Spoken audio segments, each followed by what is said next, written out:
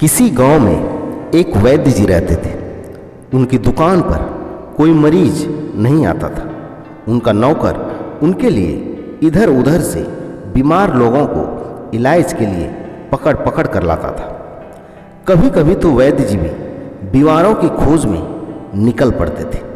एक दिन सारे गांव में खोजबीन करने पर भी उन्हें कोई रोगी नहीं मिला। वे थक हार कर दुकान पर लौट आए।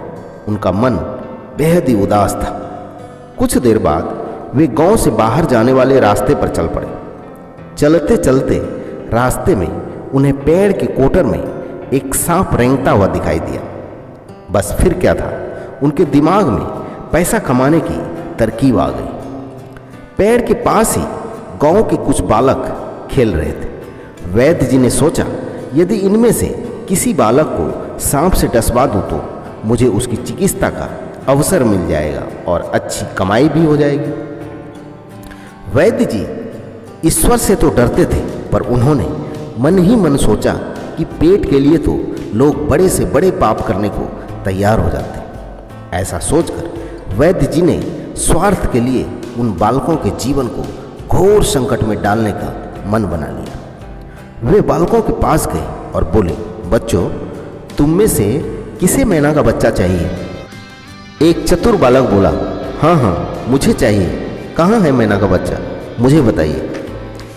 वैद्य जी बोले, मेरे साथ आओ, मैं बताता हूँ कहाँ है मैना का बच्चा।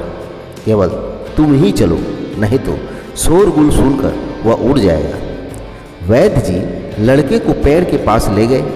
वहाँ कोटर की ओर इशारा करके दुष्ट वैद्य जी ने कहा, देखो उस कोटर में है मैना का बच्चा। धीरे धीरे पैर पर चढ़ो, हाथ डालो और बच्चा निकाल लो। लड़के ने पेड़ पर चढ़कर कोटर में हाथ डाला।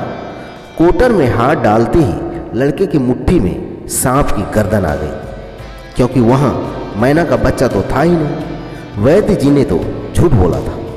लड़के ने बाहर निकालते हुए जब सांप देखा तो झटके के साथ उसे दूर फेंक दिया। संयोगवश सांप वैद्य जी के कंधे पर जा गिरा और गर्दन से लिपट गया। वैद्य जी अपने बचाव के लिए जोर जोर से चिल्लाने लगे, लेकिन सांप ने उनकी गर्दन नहीं छोड़ी और उन्हें डस लिया। कुछ ही देर में वैद्य जी मर गए। इस तरह वैद्य जी को बुरे काम का फल मिल गया। दोस्तों, जो दूसरों के लिए गड्ढे खोदते हैं वे खुद एक दिन उसी गड्ढे में गिर जाते हैं।